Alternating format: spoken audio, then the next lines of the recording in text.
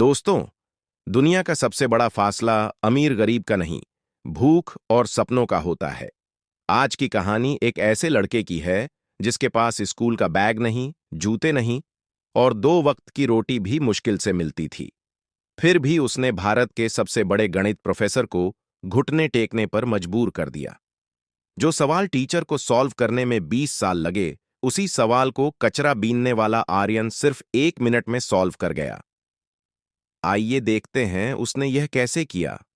सुबह की धूप अभी ठीक से निकली भी नहीं थी कि शहर के सबसे मशहूर और आलीशान रॉयल हेरिटेज एकेडमी के गेट पर हलचल शुरू हो गई।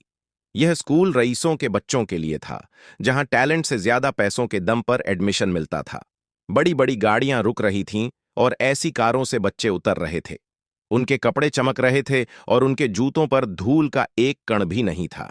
लेकिन इसी चमक ढमक से दूर स्कूल की दीवार के ठीक बाहर कूड़े के ढेर के पास एक 12 साल का लड़का खड़ा था। उसका नाम था आर्यन। आर्यन का हुलिया ऐसा था कि लोग उसे देखकर मुंह बना लेते थे। उसके कपड़े गंदे थे, शर्ट के बटन टूटे हुए थे और पैरों में अलग अलग रंग की हवाई चप्पलें थीं, जो शायद उसे किसी कचरे के डिब्बे में मिली होंगी। उसके कंधे पर प्लास्टिक का एक बड़ा सा बोरा लटक रहा था। लेकिन अगर आप ध्यान से आर्यन की आंखों में देखते, तो वहां आपको भूख नहीं, एक अजीब सी चमक दिखाई देती। आर्यन कचरा बीनता था, लेकिन उसका ध्यान प्लास्टिक की बोतलों पर कम और स्कूल के अंदर से आने वाली आवाजों पर ज्यादा रहता था। उसे कूड़े के डिब्बों में जियोमेट्री के शेप्स दिखते थे। उसे गाड़ियों के नंबर प्लेट्स में मैथ्स के पैटर्न नजर आते थे। वह कभी स्कूल नहीं गया था, लेकिन ऊपर वाले ने उसे एक ऐसा दिमाग दिया था जो कैलकुलेटर से भी तेज चलता था। आज स्कूल में माहौल कुछ अलग था। 12वीं क्लास में सन्नाटा छाया हुआ था। क्लास में प्रोफेसर विक्रम सिंह आए। विक्रम सर शहर के सबसे सख्त मैथ्स टीचर माने जाते थे। उनके बारे में कहा जाता था कि उनके सवाल बच्चों के पसीने ही नहीं, जान भी निकाल देते हैं। विक्रम सर आज बहुत गुस्से में लग रहे थे। उन्होंने हाथ में पकड़े डस्टर को जोर से टेबल पर पटका। धूल! वो चिल्लाए। तुम सबके दिमाग में धूल भरी है। तुम्हें लगता है कि तुम्हारे पापा के पैसे तुम्हें पास करवा देंगे? गणित बाजार में मिलने वाली सब्जी नहीं है जिसे पैसों से खरीदा जा सके। यह मेहनत मांगती है। पूरी क्लास डरी हुई थी। विक्रम सर ने चौंक उठाई और ब्लैक बोर्ड की तरफ मुड़े। उन्होंने बोर्ड पर एक सवाल लिखना शुरू किया। यह कोई आम सवाल नहीं था। यह फॉर्मेट्स लास्ट थ्योरम और क्वांटम मैथ्स का एक ऐसा उलझा हुआ सवाल था जिसे देखकर अच्छे अच्छे प्रोफेसर्स के हाथ कांप जाएं। बोर्ड पर अजीबोगरीब निशान और नंबर भर गए। 10 मिनट तक वो लिखते रहे। जब वह पीछे मुड़े तो उनकी आंखों में एक चुनौती थी। यह सवाल, उन्होंने भारी आवाज में कहा, मैंने अपनी जवानी के 15 साल इसे हल करने में लगा दिए। यह आज भी अधूरा है। मैंने इसे द इम्पॉसिबल इक्वेशन नाम दिया है। मैं तुम अमीर बच्चों को खुली चुनौती देता हूं। तुम्हारे पास इंटरनेट है, ट्यूटर्स हैं, दुनिया भर की किताबें हैं।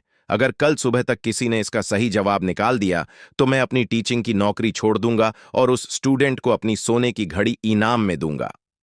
क्लास का टॉपर, जिसका नाम ईशान था, उसने चश्मा ठीक करते हुए सवाल को देखा और मन ही मन हार मान ली।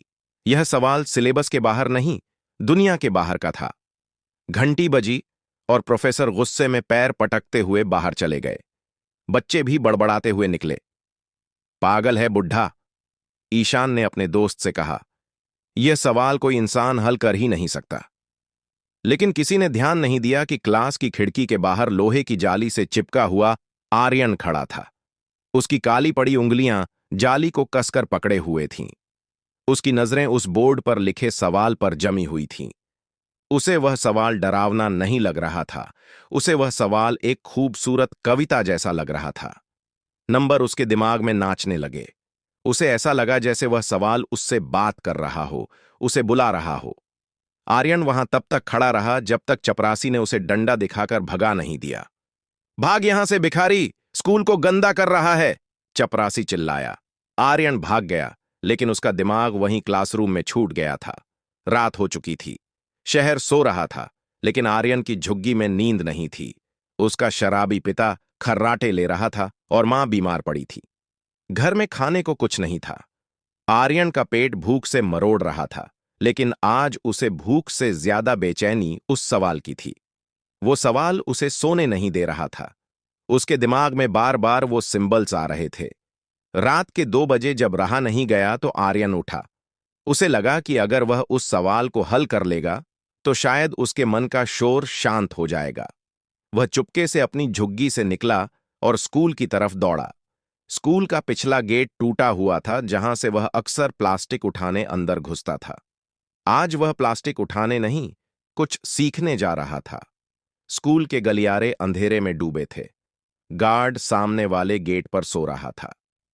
आर्यन परछाई की तरह क्लासरूम की खिड़की तक पहुंचा। खिड़की खुली थी। वह अंदर कूद पड़ा। क्लास में घुप्पा अंधेरा था। बस बाहर स्ट्रीट लाइट की हल्की रोशनी आ रही थी जो सीधे ब्लैक बोर्ड पर पड़ रही थी। बोर्ड पर वह सवाल अभी भी वैसे ही लिखा हुआ था, जैसे कोई भूत मुंह खोले खड़ा हो। आर्यन धीरे धीरे आगे बढ़ा। उसके पैर कांप रहे थे। डर इस बात का नहीं था कि वह पकड़ा जाएगा। डर यह था कि क्या वह इसे कर पाएगा। उसने टीचर की मेज से एक चौक का टुकड़ा उठाया। वह चौक उसके खुरदरे गंदे हाथों में अजीब लग रही थी। उसने लिखना शुरू किया। खट खट खट सन्नाटे में चौक की आवाज गूंजने लगी। पहले वह धीमा था, लेकिन जैसे जैसे सवाल सुलझता गया उसकी रफ्तार बढ़ती गई। आर्यन भूल गया कि वह भूखा है। वह भूल गया कि वह एक कचरा बीनने वाला है। इस वक्त वह सिर्फ एक गणितज्ञ था। उसके दिमाग में कायनात के सारे ताले खुल रहे थे। उसे वो रास्ता मिल गया था जो प्रोफेसर विक्रम को 15 साल में नहीं मिला। पसीने से भीगा, धूल में सना आर्यन 3 घंटे तक लगातार लिखता रहा। पूरा बोर्ड भर गया और अंत में उसने एक बॉक्स बनाया और उसमें जवाब लिखा, 0 0। इतना बड़ा तूफान और जवाब सिर्फ 0। आर्यन पीछे हटा। उसने बोर्ड को देखा और उसके चेहरे पर एक ऐसी मुस्कान आई जो शायद उसे पेट भर खाना खाने पर भी ना मिलती। उसने चौंक रखी, खिड़की से कूदा और रात के अंधेरे में अपनी दुनिया, कूड़े के ढेर की तरफ वापस चला गया। अगली सुबह 8 बजे प्रोफेसर विक्रम क्लास में आए। उनका मूड कल से भी ज्यादा खराब था। हाँ भाई, किसी ने कोशिश की? उन्होंने ताना मारते हुए पूछा। पूरी क्लास शांत थी। ईशान खड़ा हुआ। सर, हमने गूगल पर भी चेक किया।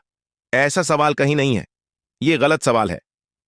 प्रोफेसर हंसने ही वाले थे कि उनकी नजर बोर्ड पर पड़ी। उनका हाथ कांपने लगा। वो धीरे धीरे, जैसे किसी जादू के असर में हो, बोर्ड की तरफ बढ़े। क्लास के बच्चे हैरान थे। सर, क्या देख रहे हैं? प्रोफेसर बोर्ड के बिल्कुल करीब गए। उन्होंने चश्मा उतारा, पोंछा और फिर पहना। स्टेप 4, ये तरीका। हे भगवान, स्टेप 12। यहां तो इसने समय को ही बदल दिया। प्रोफेसर बड़बड़ा रहे थे। उनकी आंखों से अविश्वास के आंसू बहने लगे। यह नामुमकिन है। यह बिल्कुल सही है। यह परफेक्ट है। वो अचानक पलटे और चिल्लाए, किसने किया यह? झूठ मत बोलना। तुम में से किसकी इतनी हिम्मत है जो मेरे 15 साल की मेहनत को एक रात में सुलझा दे? क्लास में सन्नाटा था। ईशान बोला, सर, हम कसम खाते हैं, कल शाम को जब हम गए थे तो बोर्ड खाली था। रात में क्लास बंद थी। प्रोफेसर ने अपना सिर पकड़ लिया। कोई तो आया था, कोई ऐसा जिसका दिमाग आइंस्टीन जैसा है। ये लिखाई देखो। ये किसी सधे हुए स्टूडेंट की नहीं है। ये किसी आजाद हाथ की लिखावट है। उन्होंने तुरंत प्रिंसिपल और सिक्योरिटी को बुलाया। सीसीटीवी फुटेज चेक किया गया। ब्लैक एंड व्हाइट स्क्रीन पर रात के 3:30 पर एक छोटी सी परछाई खिड़की से कूदती हुई दिखाई देती है। कपड़े फटे हुए, बाल बिखरे हुए। वो लड़का बोर्ड के पास जाता है और पागलों की तरह लिखने लगता है। प्रिंसिपल ने फुटेज को झूम किया। अरे, ये तो वही कचरा बीनने वाला लड़का है जो कल गेट पर खड़ा था। प्रिंसिपल ने मुंह बनाते हुए कहा। गार्ड, जाओ पकड़कर लाओ उसे। जरूर चोरी करने आया होगा और बोर्ड खराब कर दिया। रुको, प्रोफेसर विक्रम जोर से बोले। अगर किसी ने उसे चोर कहा तो खैर नहीं। उसने चोरी नहीं की है। उसने तो स्कूल को और मुझे एक नई दिशा दी है। उसे इज्जत से मेरे पास लाओ। थोड़ी देर बाद 2 गार्ड्स आर्यन को पकड़कर स्टाफ रूम में ले आए। आर्यन बुरी तरह डरा हुआ था। उसे लगा कि चोरी छुपे घुसने के लिए उसे पुलिस के हवाले कर दिया जाएगा। उसके कपड़े गंदे थे, शरीर से बदबू आ रही थी। स्टाफ रूम में बैठे बाकी टीचर्स ने अपनी नाक पर रुमाल रख लिया। लेकिन प्रोफेसर विक्रम अपनी कुर्सी से उठे और सीधे आर्यन के पास गए। आर्यन ने हाथ जोड़ लिए। साहब, माफ कर दो, मैंने कुछ चुराया नहीं। मुझे बस वह सवाल परेशान कर रहा था। मुझे लगा मैं उसे ठीक कर सकता हूं। चौक भी मैंने वापस रख दी थी साहब, मुझे मत मारो। उसकी आंखों में आंसू थे, गरीबी और बेबसी के आंसू। विक्रम सर की आंखों में पानी आ गया। उन्होंने आर्यन के गंदे हाथों को अपने हाथों में ले लिया। वो हाथ जो शायद कभी साबुन से नहीं धुले थे, आज एक प्रोफेसर उन्हें चूम रहा था। बेटा, तुमने कुछ नहीं चुराया, बल्कि तुमने तो मुझे वह दे दिया जो मैं पूरी जिंदगी ढूंढ रहा था। प्रोफेसर ने पूछा, तुम्हें यह सब किसने सिखाया? तुम स्कूल नहीं जाते? आर्यन ने सिर झुका लिया। साहब, स्कूल जाने के लिए पैसे नहीं थे। कचरे में पुरानी किताबें मिलती थीं, रद्दी वाले की दुकान पर बैठकर पढ़ लेता था। लोग कहते हैं मैं पागल हूं क्योंकि मैं दीवारों पर नंबर लिखता रहता हूं। मुझे लगा मैं गलत करता हूं।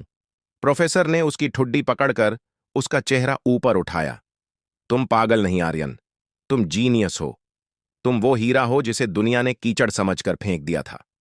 प्रोफेसर उसे लेकर क्लासरूम में गए, वही क्लास जहां अमीर बच्चे बैठे थे। आर्यन दरवाजे पर ही रुक गया। अंदर आओ, प्रोफेसर ने कहा। जैसे ही आर्यन अंदर आया, बच्चे हंसने लगे।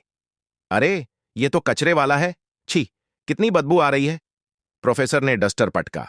खामोश, अपनी जुबान बंद रखो। आज इस कमरे में अगर कोई सबसे अमीर है तो वो यह लड़का है। तुम सबके पास पैसे हैं, लेकिन इसके पास वह दौलत है जो बांटी नहीं जा सकती।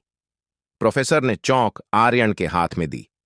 आर्यन, क्या तुम इन्हें समझा सकते हो कि तुमने वह आखिरी स्टेप कैसे किया? आर्यन ने कांपते हाथों से चौक पकड़ी। पहले उसे डर लगा, लेकिन जैसे ही चौक बोर्ड पर चली, उसका डर गायब हो गया। वह समझाने लगा। उसकी आवाज में भरोसा था। उसने बताया कि कैसे उसने हवा की गति और समय को जोड़कर वह सवाल हल किया। जब उसने बोलना बंद किया तो क्लास में सुई गिरने जितनी शांति थी। जो बच्चे उसे बुरी नजर से देख रहे थे, अब उनकी आंखों में इज्जत और हैरानी थी। प्रोफेसर विक्रम ने अपनी कलाई से सोने की घड़ी उतारी और आर्यन की कलाई पर बांध दी। वो घड़ी आर्यन के पतले हाथ के लिए बहुत बड़ी थी, लेकिन उसकी चमक आर्यन के आने वाले कल से कम थी। प्रोफेसर ने कहा, आज से तुम कूड़ा नहीं उठाओगे, आज से तुम कलम उठाओगे। तुम्हारी पढ़ाई, तुम्हारा खाना, तुम्हारा रहना, सब मेरी जिम्मेदारी। मैं देखता हूं कौन तुम्हें रोकता है। आर्यन रो पड़ा। वह प्रोफेसर के पैरों में गिर गया। साहब, मुझे बस पढ़ने देना। मुझे भूख नहीं लगती, मुझे बस सवाल हल करने हैं। प्रोफेसर ने उसे उठाया और गले लगा लिया। उस दिन उस महंगे इत्र से महकते स्कूल में एक पसीने और कचरे की बदबू वाले लड़के ने सबको इंसानियत का पाठ पढ़ा दिया था। स्कूल के बाद आर्यन बाहर निकला। उसने अपना वो पुराना गंदा बोरा उठाया, उसे एक बार देखा और फिर उसे वहीं डस्टबिन में डाल दिया। यह सिर्फ एक बोरा नहीं था, यह उसकी पुरानी जिंदगी थी जिसे वह हमेशा के लिए छोड़ रहा था। उसने आसमान की तरफ देखा, सूरज चमक रहा था, बिल्कुल उसके हौसले की तरह। दोस्तों, ये कहानी हमें बताती है कि टैलेंट किसी महल का गुलाम नहीं होता, वो झोपड़ियों में भी पैदा हो सकता है। हमारे देश में न जाने कितने आर्यन हैं जो रोज कूड़े के ढेर में अपना बचपन और अपना टैलेंट बर्बाद कर रहे हैं। जरूरत है तो बस एक प्रोफेसर विक्रम की, जो उस हीरे को पहचाने और तराशे। गरीब होना कोई पाप नहीं है, लेकिन एक टैलेंटेड बच्चे को गरीबी के कारण खो देना समाज का सबसे बड़ा पाप है। आपको यह कहानी कैसी लगी? कमेंट करके जरूर बताएं। और अगर इस कहानी ने आपकी आंखों में आंसू ला दिए हों, तो इसे लाइक और शेयर जरूर करें। याद रखिए, असली अमीर वह नहीं जिसके पास नोट हैं, असली अमीर वह है जिसके पास ज्ञान है। जय हिंद।